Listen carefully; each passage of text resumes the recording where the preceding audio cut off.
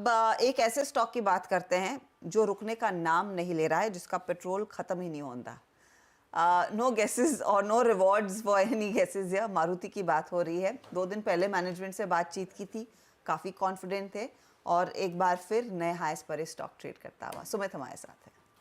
तो मारुति का स्टॉक नए शिखर पर अब कामकाज करता हुआ दिखाई पड़ रहा है और लगातार तेजी के चलते ये स्टॉक अब 4 लाख करोड़ मार्केट कैप के क्लब में पहुंचता हुआ दिखाई पड़ेगा विद टाइम। तो एक शानदार तेजी स्टॉक में देखने को मिली। करीब करीब 3.9 लाख करोड़ रुपए के आसपास की कंपनी की मार्केट कैप अब पहुंचती हुई दिख रही है। तो एक जोरदार तेजी में मारुति का स्टॉक ऑलरेडी कामकाज कर रहा है।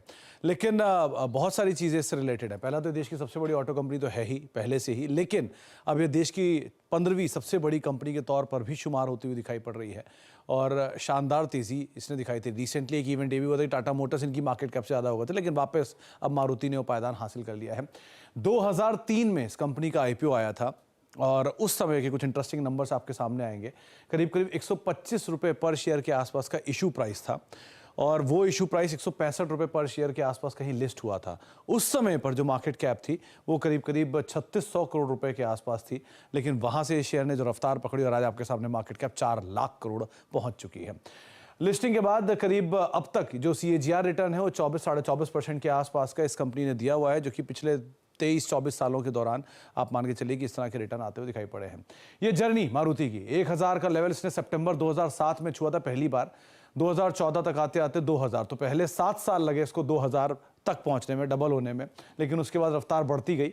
3000 पहुंचा 2014 में, 2015 तक आते आते 4000, 2016 तक आते आते 5000, 2017 तक आते आते 6000। तो पहले 1000 में लगा 1 साल, लेकिन उसके बाद हर साल इस शेयर में एक अच्छी तेजी आते हुए दिखाई पड़ी।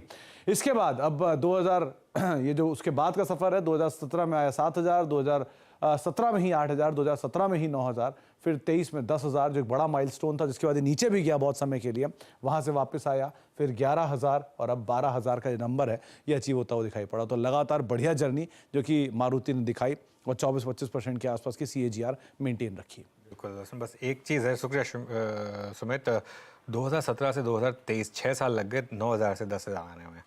तो अच्छे से अच्छे शेयर्स में भी कई बार टाइम कंसोलिडेशन आता है। अच्छा, इसमें एक और चीज़ मैं बताता हूँ आपको। जब गवर्नमेंट ने अपना रेसिडुअल स्टेक बेचा था, तब उन्होंने ज़्यादा पैसा बनाया था बजाय इसके जब उन्होंने अपना स्टेक सुजुकी को वो मेजोरिटी स्टेक बेचा था। और एक और चीज़ बताऊँ मैं आपको, जैसे सुमित बता रहे हैं, IPO के बाद ही 100 गुना हुई है कंपनी। क्यों? पिछले 2-3 साल में PSU कंपनीज़ में एक तरीके से आग लगी हुई है, क्योंकि जैसे कुछ तो होती हैं, कुछ तो भाई प्राइवेटाइज हो जाएंगी। क्योंकि प्राइवेटाइज हो जाएंगी, जैसे VSNL प्राइवेटाइज हुई थी या मारुति प्राइवेटाइज हुई थी, उसके बाद क्या आपने मुंह देखा। लेकिन अगर ना भी हो तो भी वैल्यू तो है ही सब कंपनियों में। अगर अच्छे से रन करने लग जाए इन कंपनियों को, तो ऑब्वियसली ये वैल्यूएशन कमांड कर सकते हैं। वेरी क्विकली पंकज, मारुति पर क्या व्यू रहेगा इस लेवल पर? 1 2 3 4 5 एग्जैक्ट 1 2 3 4 5 इस समय।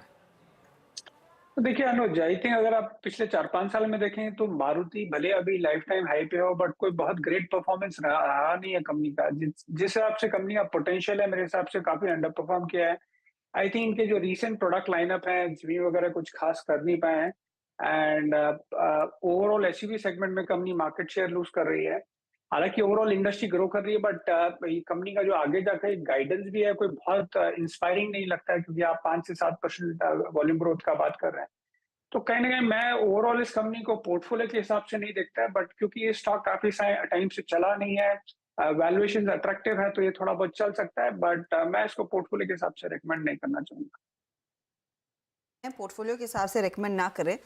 ये आप कह रहे हैं ना, इनके रीसेंट प्रोडक्ट्स जमे नहीं, वीरू उस पर काफ़ी आपत्ति लेंगे। वीरू आजकल वो मारुति की ग्रैंड विटारा के पूरे मुराद हैं, तो उसी के चक्कर, उसी के गुणगान गाते रहते हैं। अब आई डोंट नो गाड़ी खुद की वो चेंज करेंगे या नहीं, लेकिन वो एक बड़े फैन उभर कर आए हैं। एम आई राइट वीरू? मैं और अनुज इस पे काफ़ी हद तक सहमत होंगे। हम अभी परसों ही बात कर रहे थे, कल बात कर रहे थे अनुज और मैं, मेरे ख्याल से ग्रैंड विटारा ने एक बड़ा स्पेस भर दिया है आज तक। पहले आपको इस सेगमेंट में 1500 सेगमेंट में सिर्फ क्रेटा दिखाई देती थी, सिर्फ क्रेटा सड़क पे, और आप आज ग्रैंड विटारा को घूमते हुए देखेंगे। पर मैं बताऊँ एक चीज़ जो मैं मानता था कि एक स्पेस जो कि मारुति ने पिछले 2 डेकेड से खाली छोड़ रखा था, वो था 2000 सीसी की गाड़ी का। और आपको याद होगा शशांक जी जब परसों थे हमारे साथ, हर्षिता, मैंने पूछा था कि 15 से 20 लाख रुपए की रेंज में आप वहाँ आप एक 7 सीटर लेके आइए जिसकी स्कॉर्पियो है, जिसकी XUV 500 है, जिसकी आपकी टाटा हैरियर है, जिसकी आपकी सफारी है, उस सेगमेंट को और भर दीजिए। बट मोर और लेस हर्षदा 2000 सीसी का सेगमेंट उन्होंने भर दिया है, आई थिंक विद इन्वेक्टो। हर्षदा एक चार्ट चेक ले लेते हैं। रचना जी, मारुति रफ्तार और पकड़ेगा स्टॉक, चार्ट्स पर क्या इशारा आ रहा है? जी, मारुति बहुत ही बढ़िया ब्रेकआउट के साथ आगे बढ़ा है आज के टाइम में, और यहाँ पे चार्ट के हिसाब से अगर देखा जाए तो कंटिन्यूएशन फर्दर भी हो सकती है।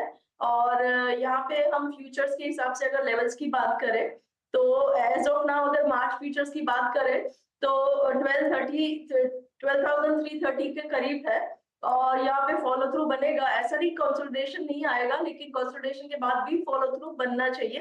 तो it is a buy on dips, और इंट्राडे के हिसाब से चेस करने का मतलब नहीं बनेगा। लेकिन अगर मल्टी डे होल्डर है आप, या तो आप एक रिट्रेसमेंट या माइनर पुल बैक के लिए इंतजार करने को तो रेडी है, तो आपके लिए यहाँ पे मौका कंटिन्यू रहेगा, और ये काउंटर बहुत जल्दी 12,500 को क्रॉस करना चाहिए। एज ए डिस्क्लोजर मैं इसमें ट्रेड करती हूँ। और आज 12,427 का हाई इसने छुआ, इस समय 12,337 पर है, लेकिन 12,500 की तरफ बढ़ जरूर रहा है। एक अच्छा खासा मोमेंटम ट्रेड ये बना है। अच्छा चलिए अब बात करते हैं